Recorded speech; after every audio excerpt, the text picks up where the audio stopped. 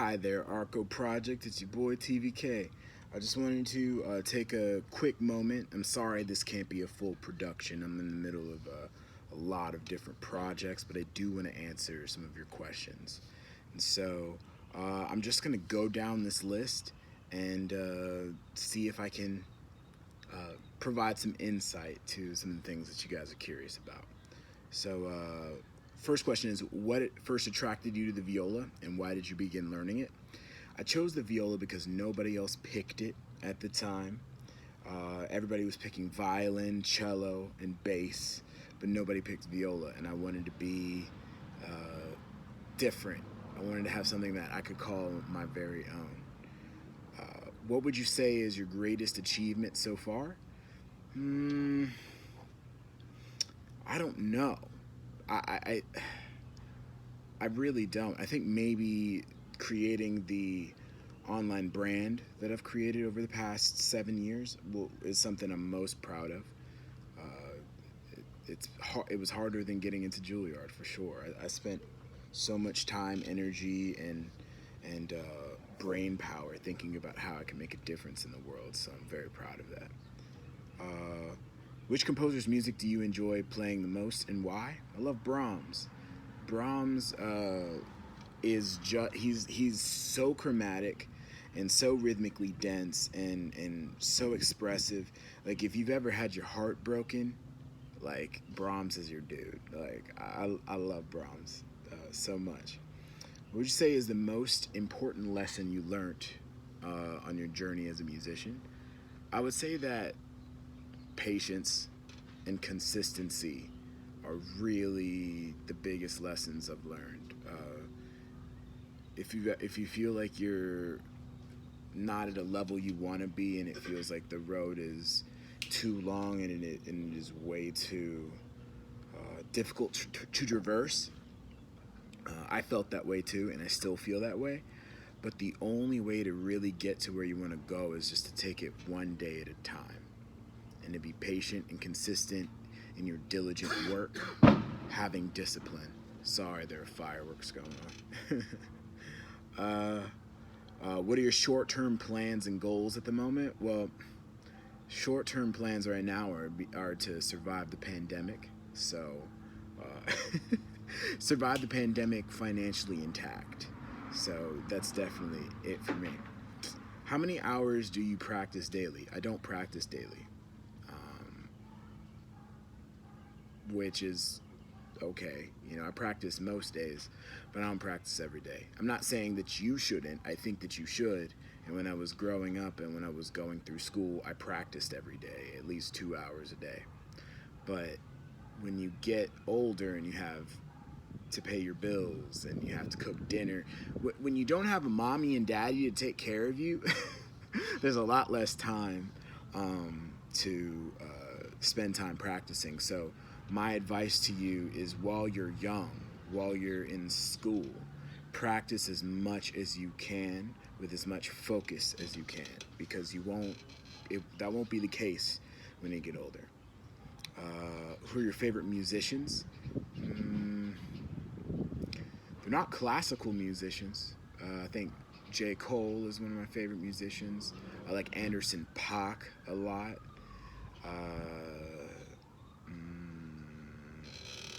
Andre 3000, you know. French Kiwi Juice is pretty dope. Some of my friends like Lil Bad Snacks, she's awesome too. Or just Bad Snacks, it's not Lil. That's Lil Bad Snacks is her Instagram.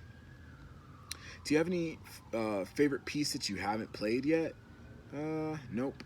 I've played all the pieces that I wanted to for the most part, all the favorites. But I'm gonna continue to keep learning for the rest of my life. So maybe I'll discover something new.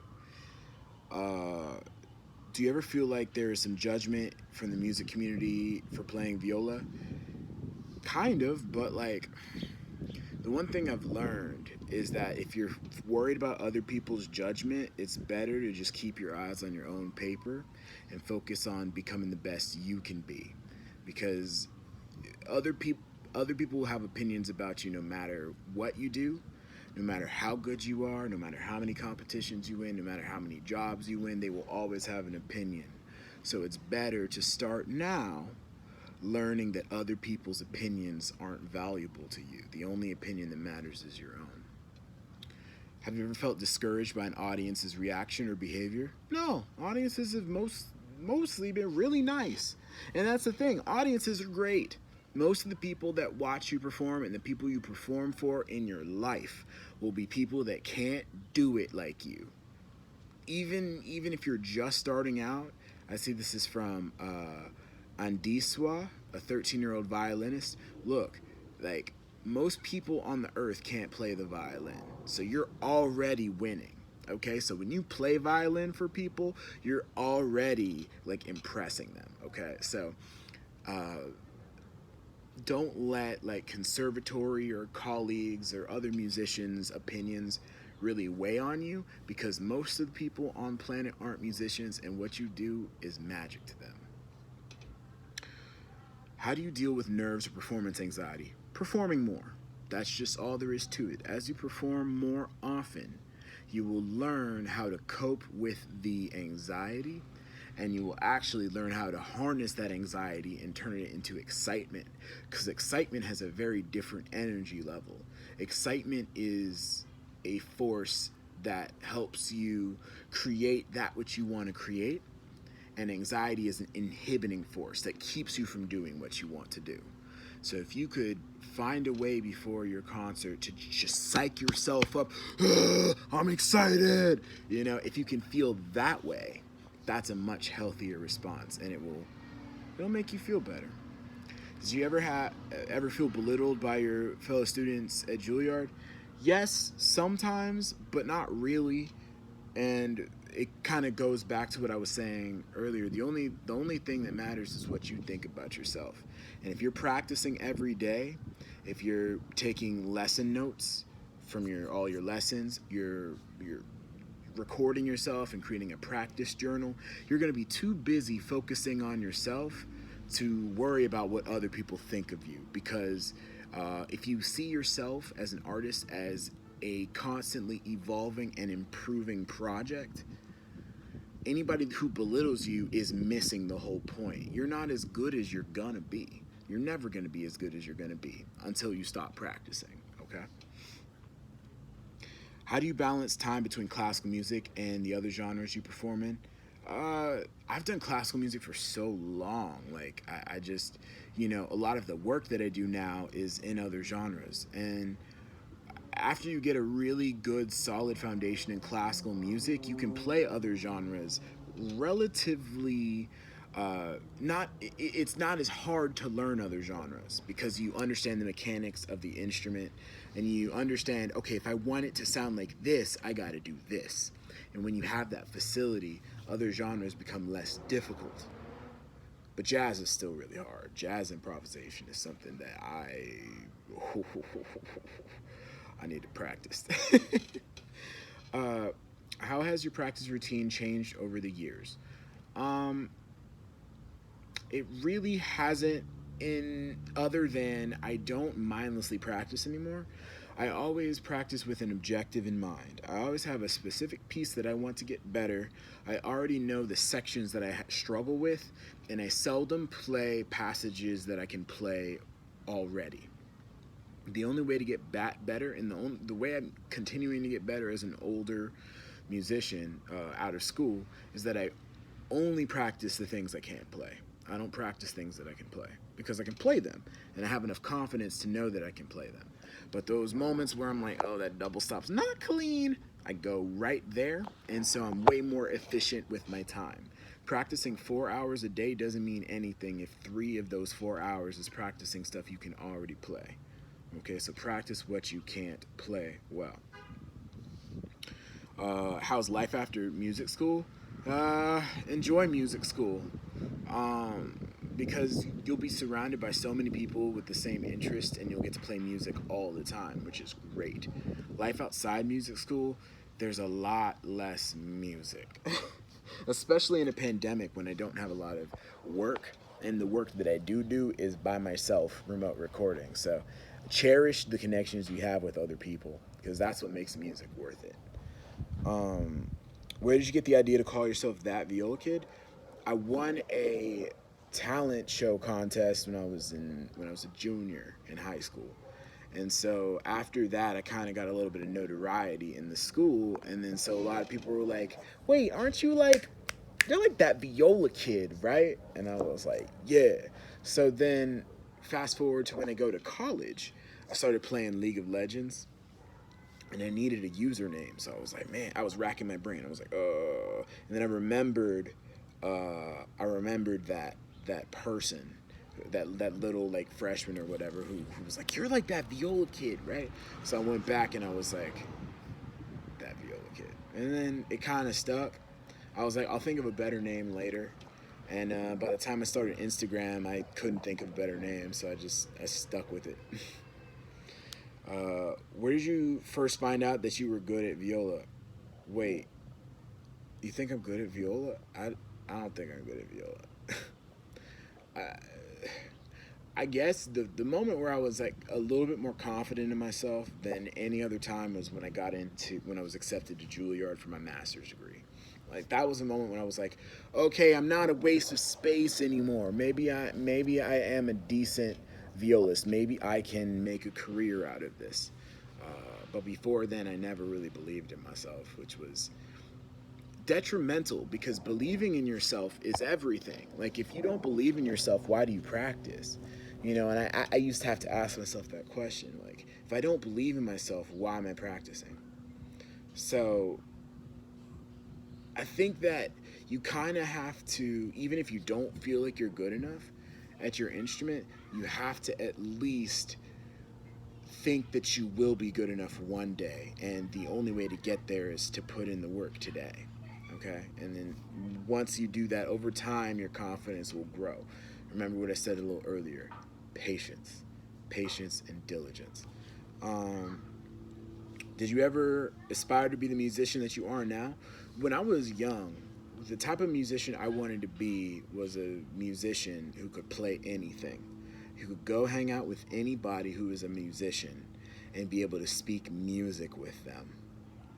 And I think I'm not there yet. And I don't think I will be there for a very long time, but I'm enjoying that path into becoming that type of musician. So anything means any genre, world music, all of it. So I have a lot of work to do, but good thing, life is long, and sometimes it's important to have really lofty goals for yourself so you have something to keep working for. Um, have you had any regrets in your music journey in what you could have done differently? No. Well, maybe playing less video games in college. But I mean, I needed decompression. I was going through depression. Uh, I had very few positive coping mechanisms. So I'm just thankful that I was able to put in the work that I was able to put in, because music school is very difficult. It's very daunting. And honestly, I really don't regret a thing, because everything that I did up until now has made me into the person I am today. And so if you just kind of aim to be 1% better every single day, you will surprise yourself. I promise. You will surprise yourself after a few years if you adopt that mentality. And that's kind of what I did when I decided to go to Juilliard. I made this pact with myself that I would spend every day trying to get 1% better. And finally, if you weren't a viola player, what would you be and why? I would be an astrophysicist. A big inspiration of mine is Neil deGrasse Tyson. He's an astrophysicist and the director of the Hayden Planetarium at Natural Museum of uh, Natural History Museum. Is that what it's called? Museum of Natural History? Yes. In New York, in Manhattan. Sorry, I was just like, what is it called again? But when I was a little kid, I used to go to the library, And one way that I learned to read was I used to read books about the planets, and I used to read them all the time. I checked out every book about every planet in my elementary school library, and I read them all. And I was just so fascinated that there were other planets, but they were different. Like, I knew Earth was a planet, but I was like, wait, this isn't the only planet? You mean there's a planet that's hotter than Mercury and it's the second one from the sun? Wait, there's a planet that's way bigger. It's like 300 times bigger than the Earth. What? You mean there's a planet with these big old rings? There's a planet that's on its side. There's a planet that rains diamonds. Oh my goodness. So I was very imaginative, and I've always loved science. So if it weren't music, it would definitely be in a science field. But I don't know. Music to me is one of those art forms that, I don't know, it makes me feel like I'm a part of the highest form of myself, which if you could ever find something in your like that in your life, that is something you don't ever let go. But anyway, I think that's all the questions, guys. I hope that was helpful. I'm sorry this video went on a little too long. I should have been more selective, but I just thought I'd go down the list. And I hope you guys are staying safe during these crazy, crazy, crazy times. And I want you to take care of yourselves, and if you can, take care of somebody else too. Hope you have a great day. Don't forget to play, homie, play.